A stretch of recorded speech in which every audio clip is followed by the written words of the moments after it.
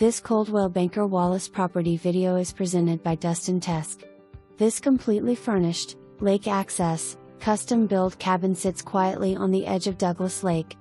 With and community boat dock, this home features 4 bedrooms, 3.5 baths, an open floor plan with cathedral ceilings, a large kitchen with plenty of cabinet and counter space, and tons of storage.